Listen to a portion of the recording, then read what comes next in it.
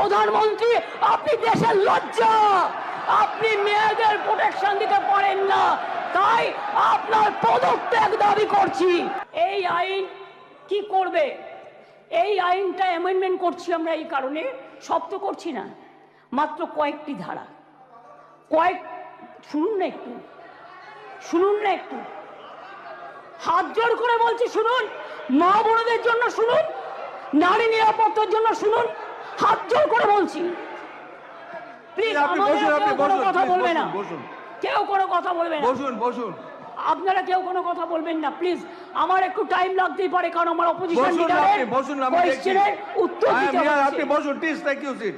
আমরা একটা নারী সুরক্ষা, যেটা রাত্রি সাথী করেছি, যেখানে পরিষ্কার বলা হয়েছে যে মহিলারা যত কম সম্ভব 12 ঘন্টা ডিউটি করবে। যদি এমার্জেন্সি থাকে তার ডিউটি ডাক্তার বাড়াবে।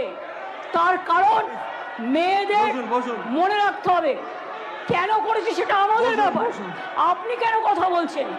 আমরা এই কারণে করেছি মেয়েদের সুরক্ষার জন্য। যারা রাতে কাজ করতে চায় তারা allowed. We don't have any problem. Please listen carefully. Please listen carefully. রাত্রিরে যারা কাজ করবে তাদের ফুল প্রোটেকশন দেওয়ার জন্য, রাত্রিরে যদি কেউ কাজ করে তাদের ফুল প্রোটেকশন দেওয়ার জন্য এই রাত্রি সাথী করা হয়েছে। এবং হসপিটালগুলোর কাছেও আমরা বলেছি, স্কুলগুলোকেও বলেছি, ICDS সেন্টারগুলোকেও বলেছি, মিড ডে মিল সেন্টারগুলোকেও বলেছি সঠিক পদক্ষেপ নিতে।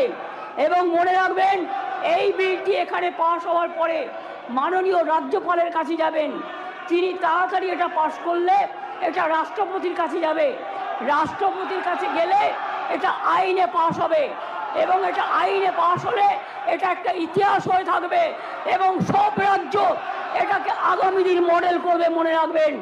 আর প্রধানমন্ত্রী করতে পারেনি বলে আমরা করেছি। প্রধানমন্ত্রী, আপনি দেশের লজ্জা। আপনি মেয়েদের প্রোটেকশন দিতে পারেন না, তাই আপনার পদত্যাগ দাবি করছি। স্বরাষ্ট্রমন্ত্রীর পদত্যাগ দাবি করছি, বিজেপি মন্ত্রীদের পদত্যাগ দাবি করছি, রাজ্যে যে মুখ্যমন্ত্রীরা আছে পদত্যাগ দাবি করছি। আর অপোজিশন লিডার গুলি চালাবার কথা বলেছেন, তাকেও পদত্যাগের দাবি করছি।